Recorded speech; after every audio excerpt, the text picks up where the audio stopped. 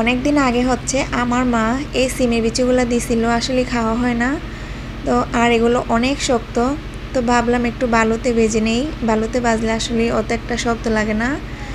আর এই তো আমি অল্প কয়েকটা ভাজলাম, আর অনেকগুলাই কিন্তু। আসসালামু আলাইকুম, সবাই কেমন আছেন? আশা করি সবাই অনেক ভালো আছেন। আল্লাহর অশেষ রহমতে আমরাও ভালো আছি। এই তো আপনাদের মাঝে আর একটি নতুন ব্লগ ভিডিও নিয়ে চলে আসলাম। রান্না বাড়ার জন্য সব কিছু রেডি করতেছি। আর আমার যেহেতু মাঝরাতে উঠেই রান্না করতে হয়, সেজন্য হচ্ছে সন্ধ্যাবেলাতেই সব কিছু টেবিলের উপর রেখে দিছি। এখন হচ্ছে শুধু কাটাকাটি করব আর রান্নাটা বসিয়ে দিব। এখানে হচ্ছে ভেন্ডি, তারপর হচ্ছে কুমড়া নিয়ে আসলাম। কুমড়াটা আসলে শুধু আমারই ধরতে গেলে একাই খাওয়া পড়ে। আর নিয়ে আসলাম 1 কেজি টমেটো, বড় একটা আম নিয়ে আসলাম ডাল দিয়ে খাওয়ার জন্য। ভেবেছিলাম এটা কাঁচা হবে, তো পরে দেখলাম যে এই আমটাও পেকে গেছে। তো আমি কিন্তু ভেন্ডি কাটাকাটি করে চুলাতেও বসে দিছি। আমার ভাজিটাও প্রায় হয়ে গেছে, একদম সবুজ কালার ভেন্ডি ভাজি। ভেন্ডি ভাজি আসলে ডেকে রান্না করলে একদম লাল হয়ে যায়, আর এভাবে রান্না করলে সেম কালারটাই থাকে। তো এখন হচ্ছে আমি ভাজিটা নামিয়ে নিব, আর একটার পর একটা সব কিছু রেডি করতেছি। আসলে এত তাড়াহুড়া করতেছি, মানে কখন জানি গ্যাসটা চলে যায়। এখন কিন্তু রাত 3টার মতো বাজে। তো আজকে যেহেতু একটু বেশি রান্না, বা এটা হচ্ছে শুক্রবারের ভিডিও, তো শুক্রবারে কিন্তু সবাই মোটামুটি ঘরেই থাকে, আর একটু খাওয়া দাওয়ার আইটেমও বেশি থাকে। তো আজকে আমি রান্না করবো। এই তো এখান দিয়ে ভাত বসে দিছি, তো ভাতটা হয়ে গেছে। আরেক চুলাতে হচ্ছে আমি মাছটা ভেজে নিব। তো কড়াইতে তেল দিলাম, আর তেলটা ভালো করে গরম হয়ে গেছে। এটা হচ্ছে বাইরের শ্বশুরবাড়ি থেকে চেও মাছগুলো দিছিল, তো সেই মাছগুলো দিয়ে হচ্ছে আজকে আলু দিয়ে টমেটো দিয়ে ঝোল রান্না করব। এই তরকারিটা তো আমার ভীষণ পছন্দ, আর সাথে আমার হাজব্যান্ডেরও। আরেক ফাঁকে হচ্ছে আমি এখান দিয়ে আলু দম বানাবো রুটি দিয়ে খাওয়ার জন্য। তো এক ফাঁকে হচ্ছে আমি এগুলা সিলে নিতেছি। তো মাছ ভাজা হয়ে গেছে। আসলে কোনটা রেখে কোনটা করব একদম দিশেহারা হয়ে যাচ্ছি। 3:30 থেকে 3:30টার ভিতরে উঠি, আর হচ্ছে 5টার পরে গ্যাসই থাকে না। তো এরকম একটা অবস্থা, সবাই এই টাইমে ঘুমায় আর আমি উঠে রান্না করি। আসলে ঘুম চোখে নিয়ে রান্না করতে যে কি খারাপ লাগে, একমাত্র যে রান্না করে সেই বলতে পারবে। এই তো এখান দিয়ে হচ্ছে আমি মশলাটা কষানো হয়েছে, তো আলু আর টমেটো দিয়ে আরও কিছুক্ষণ কষাবো।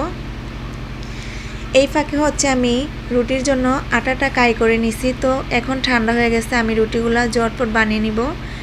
আর এক চুলাতে কিন্তু আমি আলুদমটা বসে দিছি, দেখাইতে পারি নাই। আসলে বললাম না কোনটা রেখে কোনটা করব। তো এখানে হচ্ছে আজকে অনেকগুলো রুটি বানাতে হবে। তো এখানে তো অল্প কয়েকটা রুটি দেখা যাচ্ছে, অফ ক্যামেরাতে আমি সবগুলো রুটি বানিয়ে নিয়েছি। তো আসলে এর ফাঁকে হচ্ছে মন্তাহা উঠে গেছে। তো মন্তাহা উঠে গেলে আমার কাজের অবস্থা আরও খারাপ হয়ে যায়। সে তো কোল থেকে নামতেই চাচ্ছে না, তো এরকম। তো আগে হচ্ছে আমি ভাত তরকারিটা রান্না করছি। আর মাটি চুলাতে আসলে রান্না করতে ভালো লাগে না, আর যেহেতু এখন আমার বড় চুলাটা ভেঙে গেছে, তো ছোট আরেকটা চুলা আছে, এটাতে রান্না করতে অত একটা ভালো লাগে না। সেই জন্য হচ্ছে গ্যাসে রান্না করার জন্য তো তাড়াহুড়াই করতেছি। তো আমার ভাত তরকারি মানে মোটামুটি হয়ে গেছে। আর এই তো এখান দিয়ে আলুর দমটা হয়ে গেছে। এখন হচ্ছে আমি বাটিতে করে বেরিয়ে নিব। আর আলুর দমটা অনেক মজা লাগছিল খেতে। অনেক দিন পর হচ্ছে আলুর দম দিয়ে রুটি খাচ্ছি। আর এখান দিয়ে হচ্ছে আমার তরকারিটা হয়ে গেছে। এখন শুধু আমি রুটিগুলা ভাজবো। রুটি ভাজলে হচ্ছে আমার রান্নাবাড়া শেষ।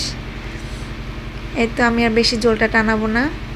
তো আপনাদের কাছে আর একটা অনুরোধ করব, যারা যারা এখন আমার ভিডিওটা দেখতেছেন লাইক করে নাই, প্লিজ একটি লাইক করেন। আর যারা নতুন দেখতেছেন আমার চ্যানেলটি সাবস্ক্রাইব করে আমার সাথেই থাকেন। তো তরকারি হয়ে গেছে, এখন 2 চুলাতে হচ্ছে রুটিগুলো ভেজে নিতেছি। মানে অনেকগুলো রুটি, আর হচ্ছে মানে কখন জানি গ্যাসটা চলে যায় এই একটা ভয় মনে কাজ করে।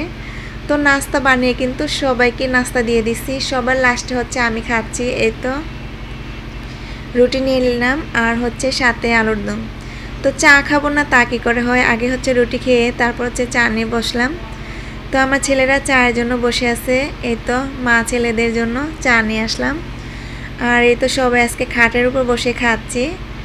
আর আরব কি যেন নিয়ে রাগ করছিলাম, আমার সঠিক মনে নেই। তো ওরে কিছু বলাই যায় না, আর ওর রাগটা ভাঙাতে অনেকটাই সময় লাগে।